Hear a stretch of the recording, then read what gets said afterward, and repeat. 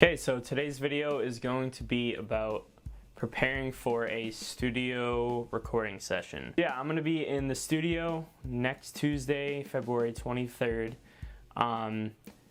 recording for a friend's single. And actually, for the same friend, we recorded a drum part for his song, The Life, which you can check out on Spotify.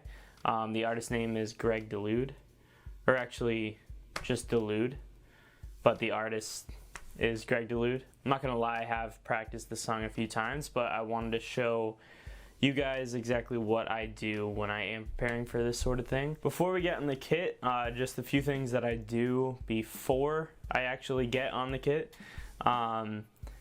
Obviously listen to the song.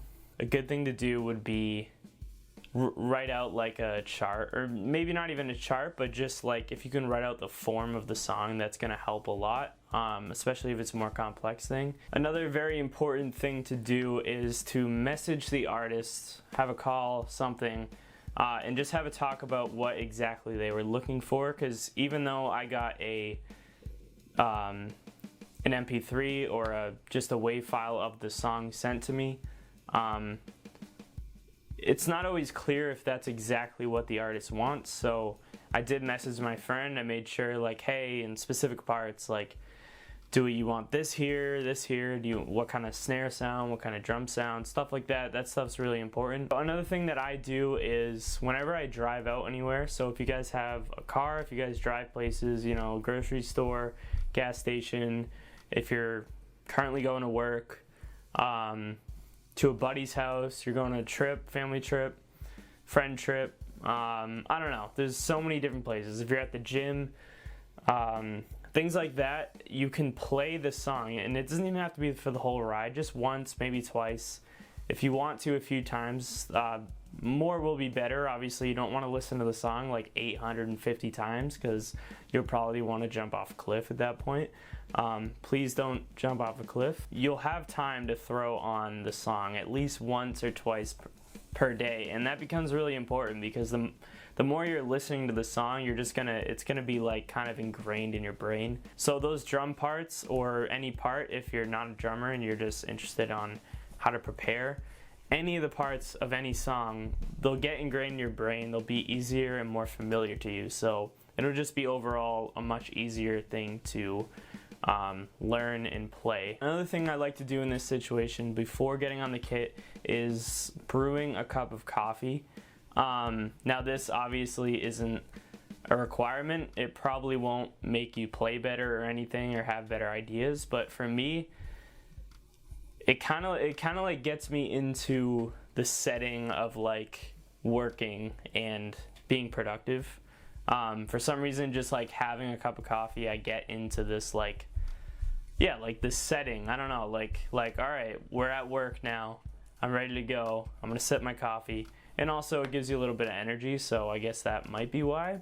Other than that, I think that is it for before the kit. There's probably some other things that you could do, but specifically in this setting, I won't be doing those or anything else. So yeah, let's get on the kit. Alright, so now that we're on the kit, what I like to do is I like to listen to it again, but I like to actively listen to the drum part. So when you listen back, try and see if you hear any specific stops that are significant, because you're probably most of the time going to want to stop too, unless you're advised otherwise. It's going to be a lot easier if there's a drum part already written for it and put in the demo track sent to you, but that's not always the case. Actually, I feel like more times that isn't the case. So if it isn't, well, still just try to hear for significant stops, and then, like I said, communication is key. Just ask the musician, like, hey, am I supposed to stop here, or do you want me to keep playing? Anything like that. Remember, like, while you're practicing, just try to text, email, call the artist as much as you can to ask for questions, because that's only going to help. Now, ideally, you should have like a piece of paper or type somewhere, like your phone, sort of the form of the song. This will make it easier. Like, so just when you're actively listening, maybe do it a few times. listen for what the drums sound like, any hits, stops, significant time changes, significant maybe like modal changes, because sometimes you're going to want to hear a drum change too, just to really accent the changes. So if you have like a pen and paper with you, or again, like I said, your phone, it'll be good to write those specific changes, hits, or stops down, just to remember. I won't be using a chart for this song because, like I said in the intro, it's fairly easy. You know, there's only a couple drum parts, and there's not really many stops or significant changes, and the ones that there are, I kind of just have memorized in my head. But again, that's from listening to it a lot and playing to it a decent amount. Okay, so once you've actually listened to the song, it's a good idea to just play along to it, even if you haven't really learned the parts. Just like kind of getting a feel for actually playing to the song is a good idea. I do that a lot. Sometimes I'll like solo over it, and just like try to have fun with it. I don't know, just playing along, hearing it, and playing to it, it helps kind of memorize the song and get used to it. So yeah, what I like to do after this part is I like to isolate the parts, and that's why making a chart makes this a lot easier, because you actually have you can see the individual parts, you know what parts you can pick out and play. Alright, so what I'm going to do is, I'm not going to actually run through the entire process because the video would end up being like 6.5 hours, and no one's going to watch that long of a video from a random kid in his basement. So I'm just going to kind of like cut it up into chunks and try to get through it, make it as understandable in as little amount of time as possible. Alright, so let's get into it here. Let's start from the top of the song.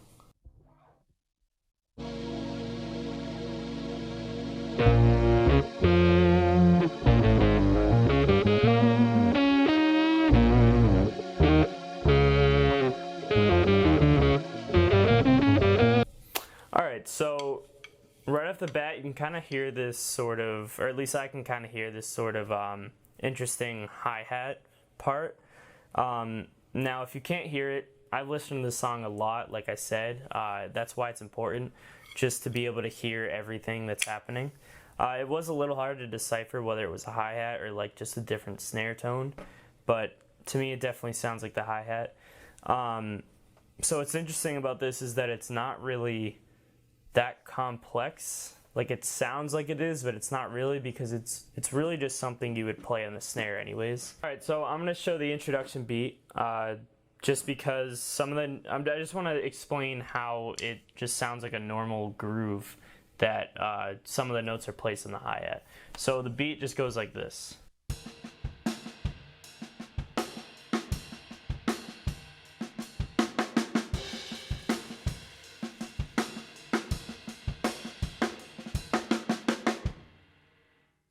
Okay, so then that same groove, but adding the hi-hat in, is going to sound like this.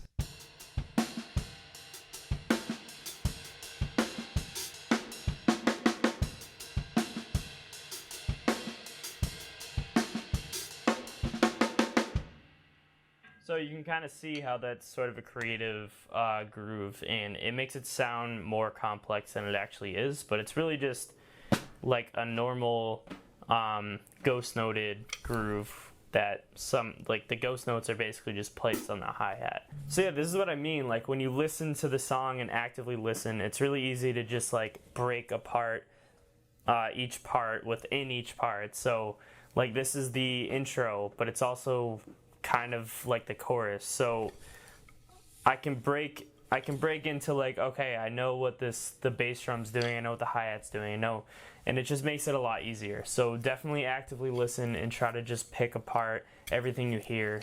Get nitty-gritty with it. Make sure you nail everything. Alright, so now we're gonna just play along to the song. So let's start at the beginning here.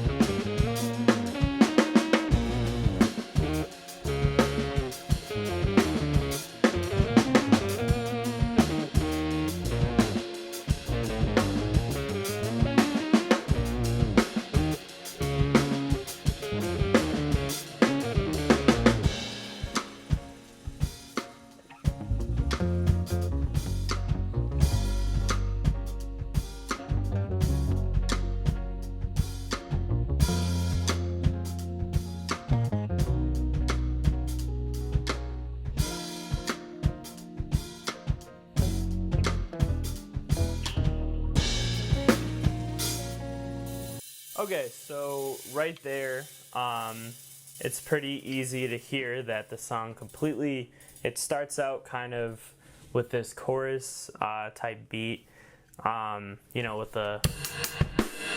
that part, and then it really drops low, and that's why it's important to really isolate these songs or isolate the parts, because it just makes it way easier to actually know what parts are gonna like drop down. If there's dynamic changes, it just makes it way easier to do that. Okay, so now I'm gonna skip ahead. So after that sort of like laid back Dilla beat type thing, it does open up. It goes to like a normal hi-hat beat. The same bass drum. That bass drum's kind of prevalent throughout the whole song. But I'm gonna skip ahead to like the way end. It's sort of like the outro. Because it is a little bit different. This than Tom Action. It's sort of a different groove, so let's go there.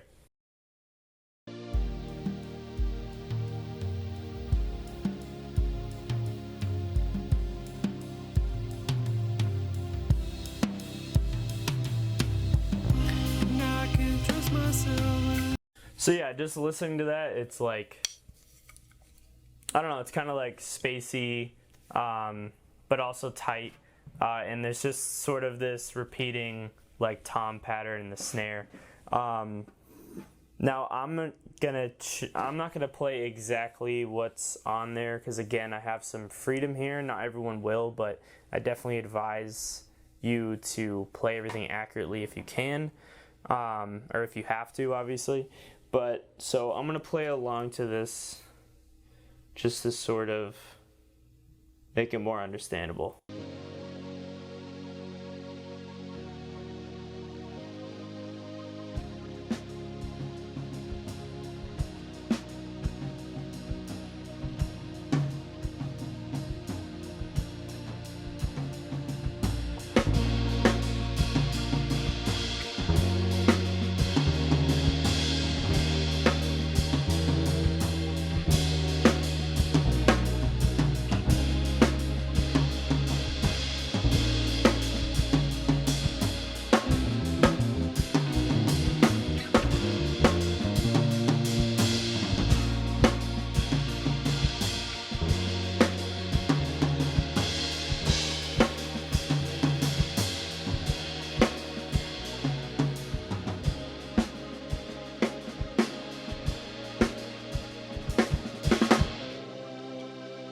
So yeah, this is further just kind of trying to explain how separating the parts is going to make it really easy to just understand the song as a whole.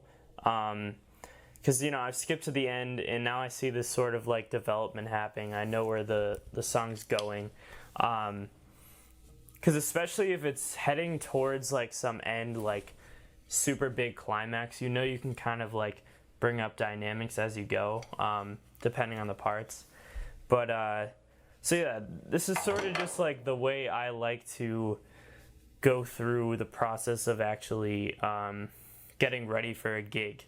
But what's most important is just playing to the song a shit ton. Alright, so the last part in my process is just to finally put the parts all together and play along to the song as a whole. I'm not going to do that for you here because I just don't want this video to be too long. But yeah, so that's pretty much it. If you guys made it this far, thank you so much. I ask that you please give the video a like and comment. If you have any feedback or if you just want to say hi, that's totally cool. And please subscribe to the channel so I can keep making content like this. If you are watching this because you have a recording coming up or a gig coming up, then good luck, for real. Just put in the work. If you only have a couple days, again, just keep listening to the song. It's gonna help. Practice a lot. Practice rudiments, speed. I don't know. Those things kind of always help a lot before a recording, as I was saying. But yeah, just be confident, be ready, practice, and you should be fine. I believe in you. Yeah, I think that's it. Trying to think if there's anything else that I should be telling people.